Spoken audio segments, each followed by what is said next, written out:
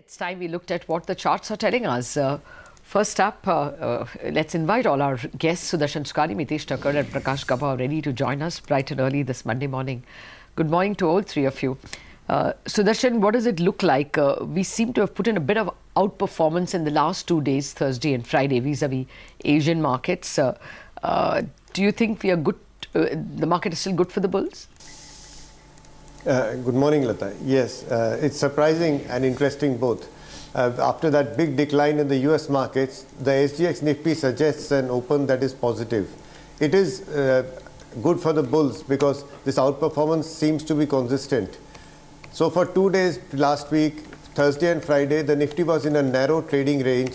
The SGX suggests that that trading range could break on the upside. That's a buy signal. We don't challenge the markets and we don't challenge the market, inclination. If it wants to go up, good for it.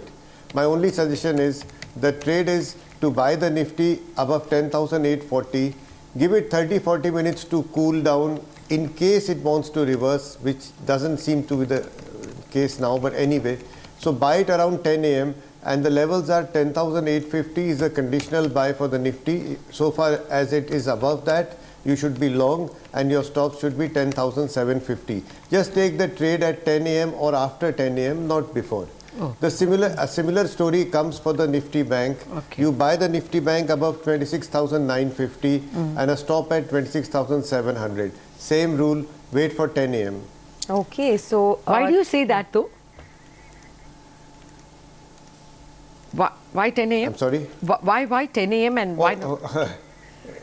Well, okay, the 10 a.m. rule is simply to ensure that this market is gapping up and then falling down for the rest of the day. That should not happen. There should be consistent buying for the first 30-40 minutes. Okay. That's why we wait. It could be 9:50 a.m.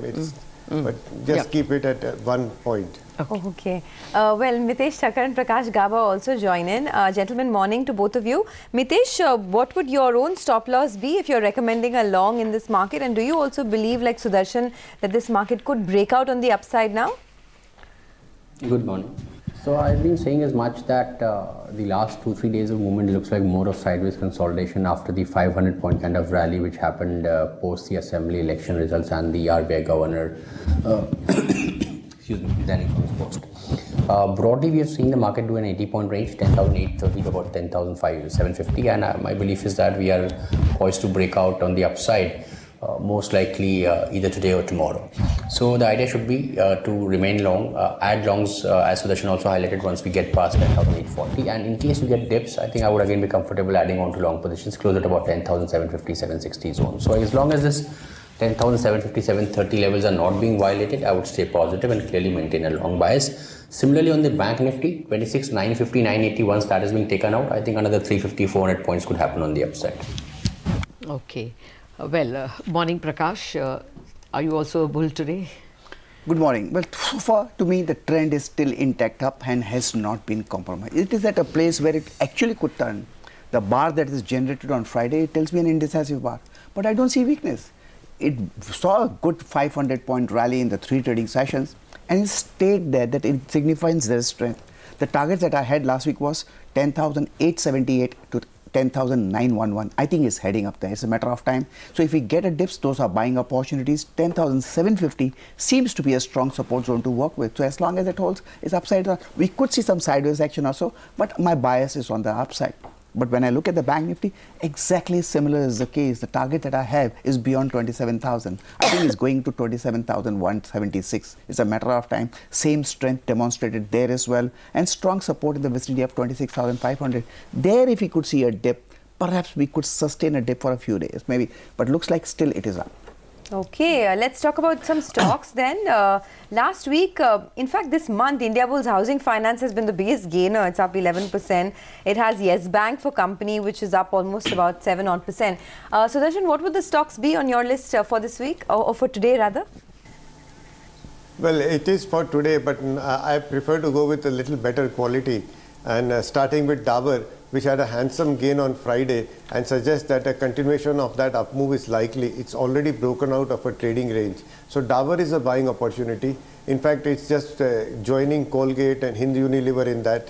Secondly, Havells. Havells is at almost at new highs. It's been rallying consistently for the past 3 months. This market is again rewarding outperformers. So Havells is a buy. Both are trades for today and actually positional trades also if you want to carry them for a few days. And the third is Infosys. Infosys similarly had a breakout on Friday. It then confirmed a bullish head and shoulder, suggesting a significantly higher level, a higher target.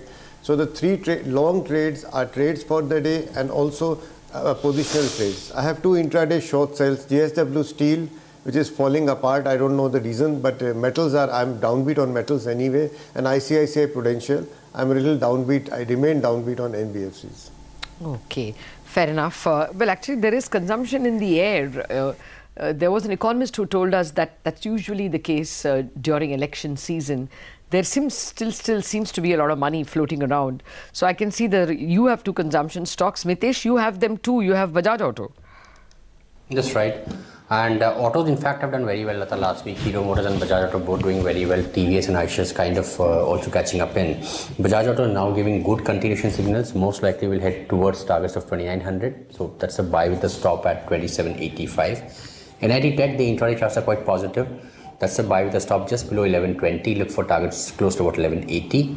I also have a buy on Ujjivan where the indicator setup is quite positive. So buy with a stop at 235. Look for targets of 255. And my final call is on Voltas, which is a buy with a stop at 564 for targets of 610.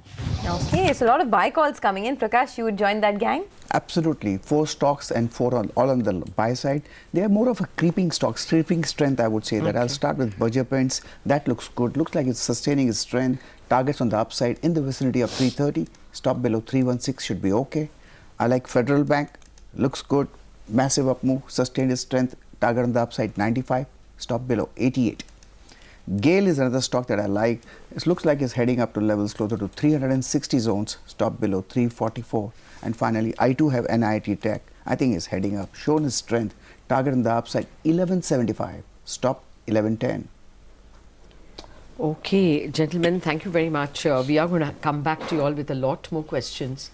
But today, one of the big reports we're going to discuss is a Credit Suisse report, which has been saying that access to finance will continue to be a challenge for MSMEs. And they believe that the recent problems with NBFCs are likely to create a slowdown in credit growth.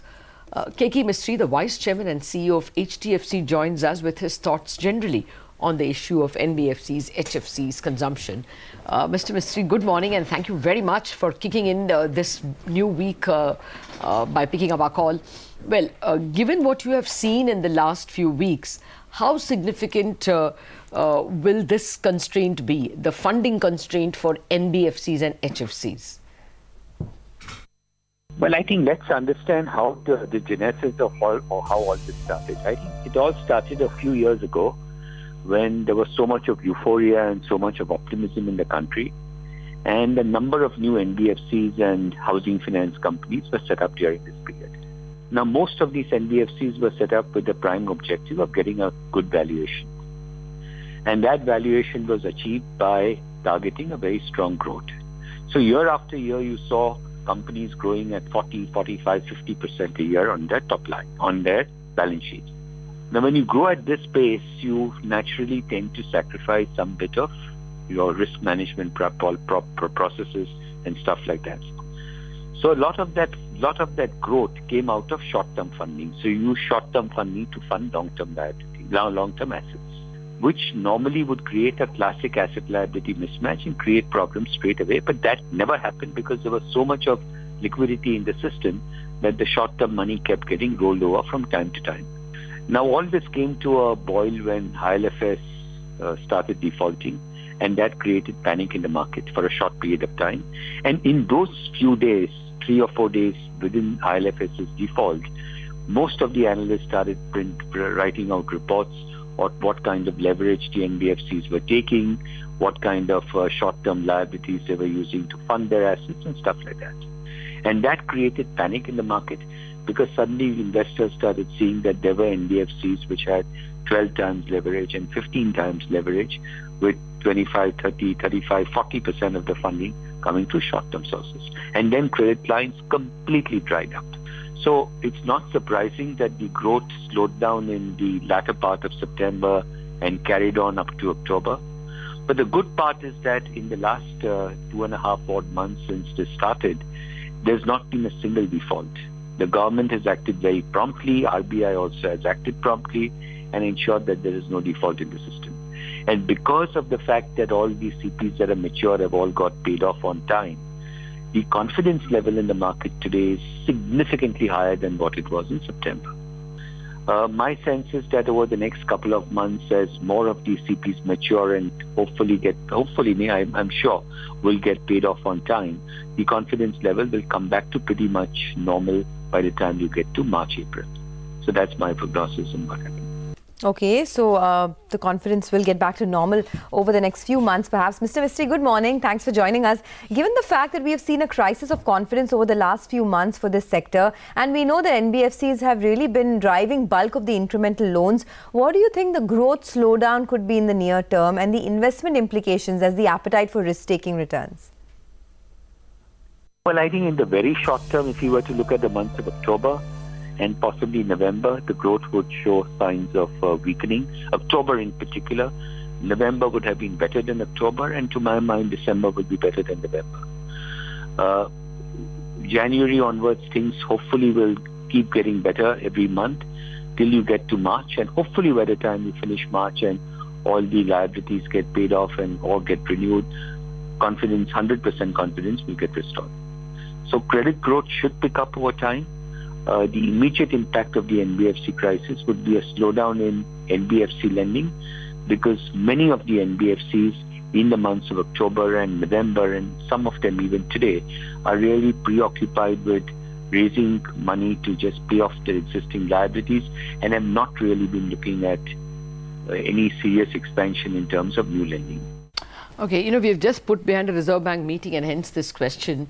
Do you believe some intervention is required on the part of the government or the Reserve Bank? There is a expectation that both fiscal as well as monetary measures will be taken. Some of them even expect specific measures for NBFC.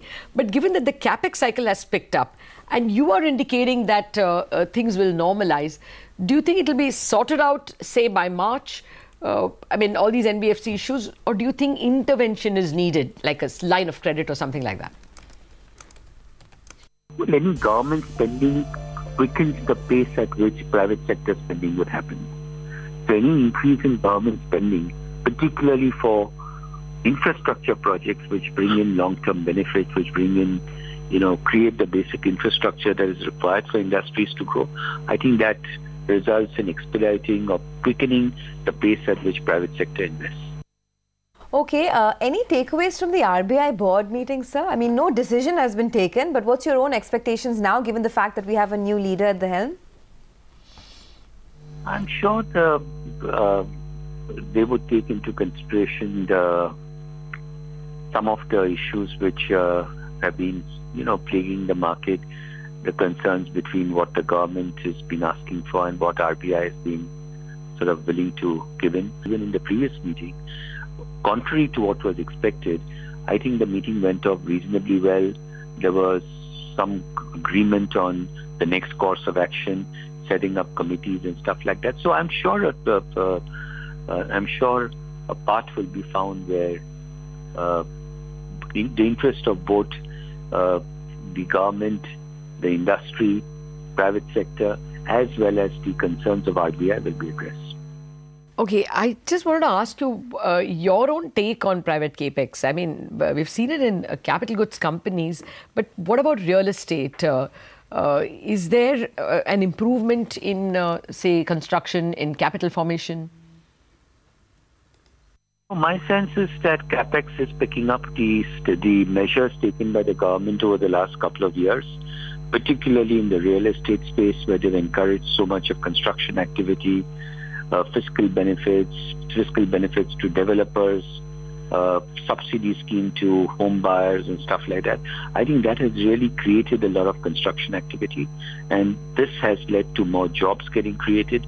Jobs have led to more income. Income leads to more consumption, and as consumption in the economy picks up, manufacturers tend to produce more to meet that demand, which therefore starts resulting in a pickup in the capex cycle. So capex has shown an improvement, certainly an improvement compared to what it was 3 or 4 quarters ago. And I would hope that that trend will continue over the next few quarters. Okay, on this very optimistic note, Mr. Mistry, thank you so much for joining us.